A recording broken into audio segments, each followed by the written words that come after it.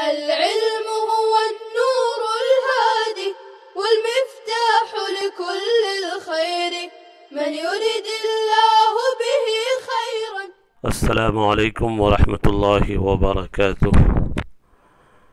بسم اللہ الرحمن الرحیم، الحمد للہ رب العالمین والعاقبۃ للمتقین والصلاة والسلام علی سید المرسلین وعلی آلہ واصحابہ اجمعین۔ عزیز طلبہ، حسامی کا یہ سبق ہے، عوارض سماویہ کا ذکر چل رہا ہے۔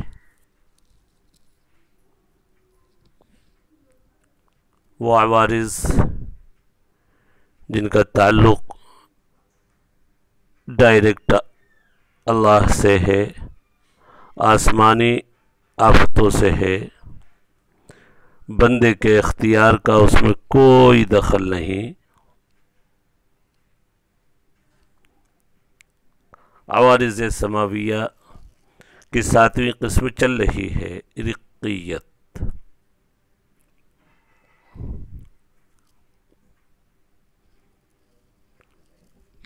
رقیت کا کل کچھ سبق ہو چکا ہے، غلامی بتایا تھا کہ رقیت کمزور باریک کے معنی میں ہے، ثوب رقیق بولا جاتا ہے۔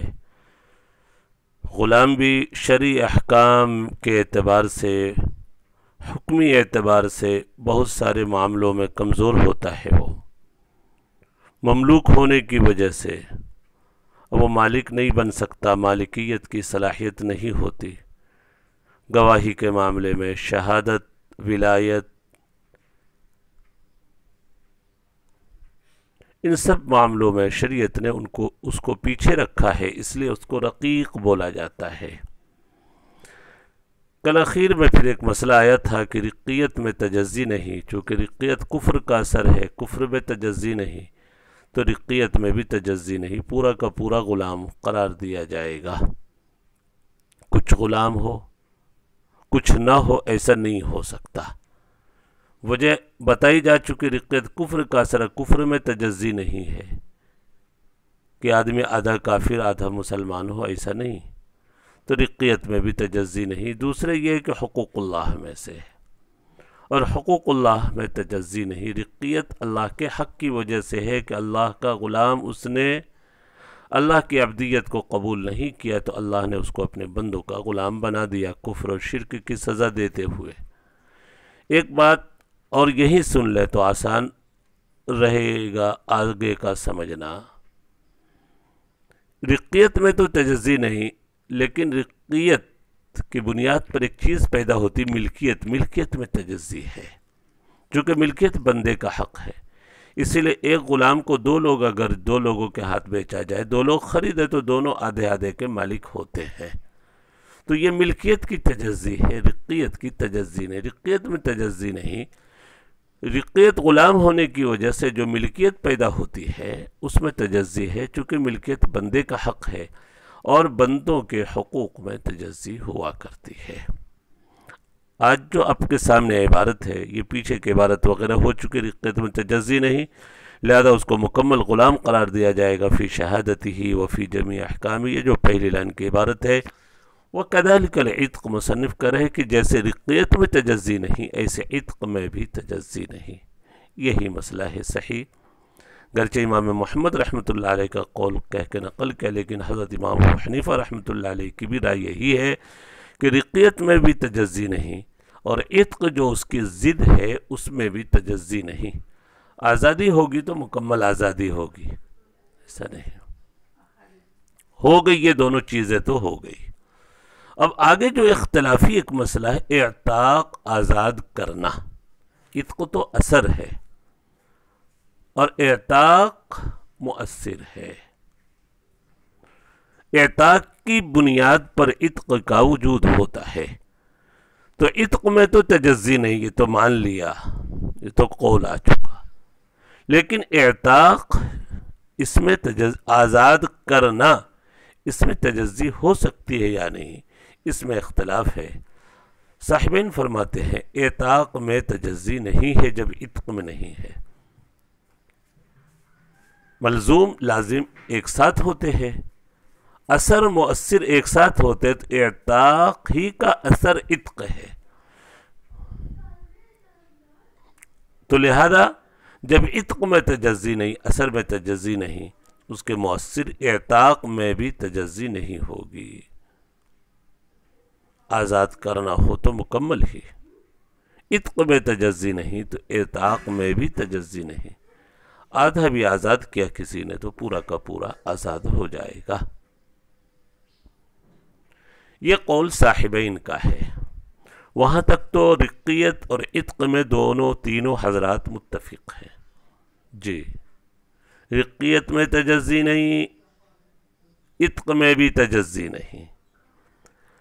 اختلاف ہوا اعتاق آزاد کرنا اس میں تجزی ہے یا نہیں. صاحبین کہتے ہیں کہ جب عتق میں تجزی نہیں، جو اثر ہے، تو اعتاق جو مؤثر ہے اس میں بھی تجزی نہیں ہوگی. دیکھیے صاحبین کی عبارت دیکھ لیتے ہیں اور ان کی دلیل بھی. حضرت امام یوسف امام محمد رحمہ اللہ نے فرمایا اعتاق میں تجزی نہیں، لا یتجزا لما لم یتجزا انفعال ہو، اس لیے کہ اس کے اثر میں تجزی نہیں ہے اور وہ عتق ہے. جب عتق میں تجزی نہیں ہے تو اعتاق میں بھی تجزی نہیں ہو سکتی. یہ تو مسئلہ ہے صاحبین کا. امام صاحب فرماتے نہیں، عتق میں تو تجزی نہیں لیکن اعتاق میں تجزی ہے. جیسے پیچھے بتایا تھا رقیت میں تجزی نہیں لیکن ملکیت میں تجزی ہے، چونکہ ملکیت بندے کا حق ہے. بالکل اسی طرح کی بات یہاں آئے گی. عتق میں تجزی نہیں لیکن اعتاق چونکہ نام ہے ازالہ ملک کا، ملکیت زائل کرنے کا. جب ملکیت میں تجزی ہے تو ازالہ ملک میں بھی تجزی ہوگی، ازالہ ملک میں بھی تجزی ہوگی. چونکہ اعتاق ازالہ ملک کا نام ہے، اسقاط ملک کا نام ہے ملکیت ساقط کرنے کا، اور ملکیت میں تجزی ہے تو اسقاط ملک اور ازالہ ملک میں بھی تجزی ہوگی. جی دیکھیے امام حنیفہ رحمۃ اللہ علیہ کا یہ قول. امام صاحب فرماتے ہیں اعتاق نام ہے ازالہ ملک کا اور یہ اس میں تجزی ہے. البتہ اعتاق کی وجہ سے جس عتق کا وجود ہوگا اس میں تجزی نہیں ہے. عتق کا حکم تو جب ہی لگائیں گے جب کہ کل سے اس کی رقیت کو زائل کر دی جائے، اس کی رقیت کو زائل کر دے جب کل سے. چونکہ جب نصف کو آزاد کیا ہے تو علت ناقصہ موجود ہے. علت کاملہ تو جب ہوگی جب مکمل غلام کو آزاد کیا، اور علت ناقصہ کی وجہ سے حکم کا وجود نہیں ہوتا. عتق کا جو حکم لگے گا علت کاملہ کی بنیاد پر، اور علت کاملہ پائی جائے گی جب مکمل کو آزاد کیا ہو. مکمل کو آزاد، اگر کسی نے نصف آزاد کیا تو ہم عتق کا حکم نہیں لگائیں گے چونکہ ابھی علت ناقصہ موجود ہے. علت کے کامل ہونے کا انتظار کیا جائے گا تب ہم عتق کا حکم لگائیں گے. بہت عمدہ انداز میں امام صاحب فرما رہے. دیکھو اعتاق نام ازالہ ملک کا اور یہ متجزی ہے، لیکن عتق کا جو حکم لگائیں گے تعلق بسقوط کل عن الحکم حکم لا یتجزا وهو العتق، اور متعلق ہوگا کل کے محل سے ساقط ہونے سے ایسا حکم متعلق ہوگا جس میں تجزی نہیں اور وہ عتق ہے. آدھا ہی غلام آزاد کیا تو بھی علت ناقصہ ہے، عتق کا ہم حکم نہیں لگائیں گے. اعتاق تو پایا گیا لیکن نصف کا، اور عتق کے وجود کے لیے علت کاملہ چاہیے، اور علت کاملہ پائی جائے گی مکمل غلام کو جب آزاد کر دے. وہ تو ابھی صرف نصف کو آزاد کیا تو ہم عتق کا حکم نہیں لگائیں گے. عتق کا حکم جب لگے گا جب کہ کل علت موجود ہو. تو اعتاق میں تجزی ہے، عتق میں تجزی متجزن، اس میں تجزی ہے اعتاق میں تعلق بسقوط کل ہی، اس کل کے یعنی کل ملکیت کے ساقط ہونے کے بعد محل سے ایسا حکم متعلق ہوگا جس میں تجزی نہیں ہے اور وہ عتق ہے.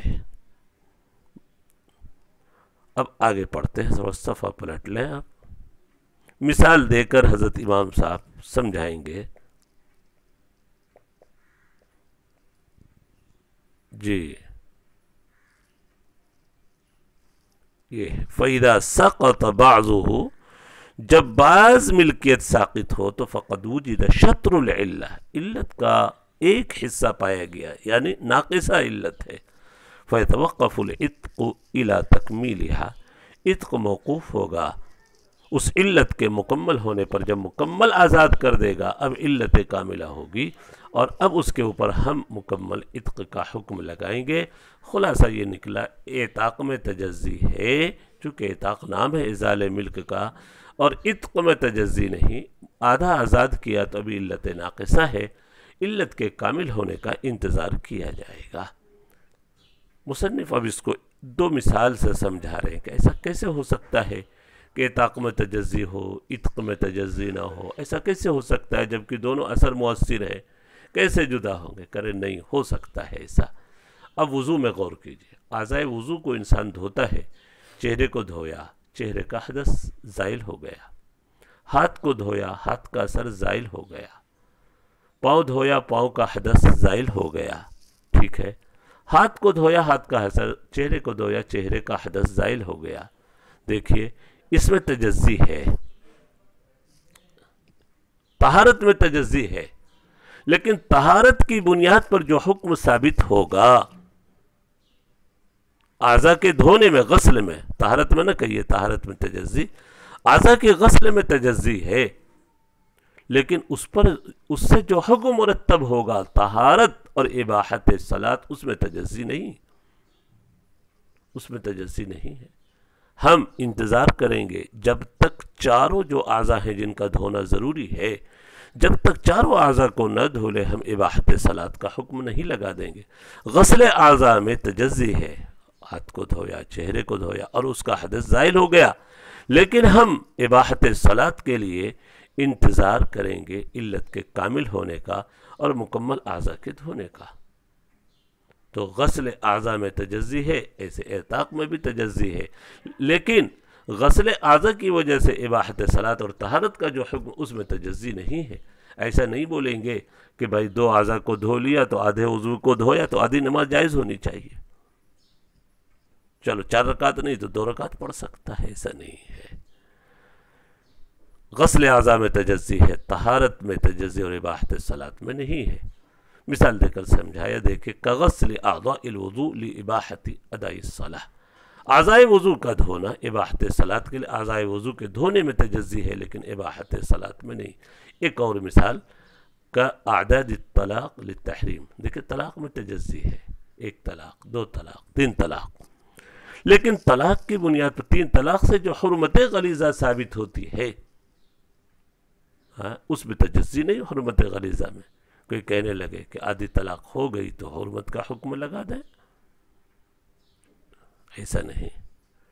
اس میں رجعت کی اجازت ہوتی ہے، حلال ہونے کی شکل موجود ہے. تو طلاق میں تجزی ہے لیکن حرمت غلیظہ میں تجزی نہیں. اسی طرح اعتاق میں تجزی ہے، عتق میں تجزی نہیں ہے، ملکیت میں تجزی ہے، رقیت میں تجزی نہیں ہے. رقیت کفر کا اثر ہے، اللہ کا حق ہے، اس میں تجزی نہیں ہے، اور عتق میں بھی تجزی نہیں ہے. اختلاف صرف اعتاق میں آیا، صاحبین تجزی کے قائل نہیں ہے. حضرت امام حنیفہ رحمۃ اللہ علیہ اعتاق میں تجزی کے قائل ہیں، عتق میں تجزی کے قائل نہیں ہیں. یہاں تک الحمدللہ سبق پورا ہوا. اللہ تبارک و تعالی ہم سب کے لیے سمجھنا آسان فرمائے. وصلی اللہ علی النبی الکریم وعلی آلہ واصحابہ اجمعین. السلام علیکم ورحمۃ اللہ وبرکاتہ. السلام عليكم. لا تنسوا الاعجاب بالفيديو والاشتراك في القناة تشجيعا لنا لنستمر بنشر المزيد إن شاء الله.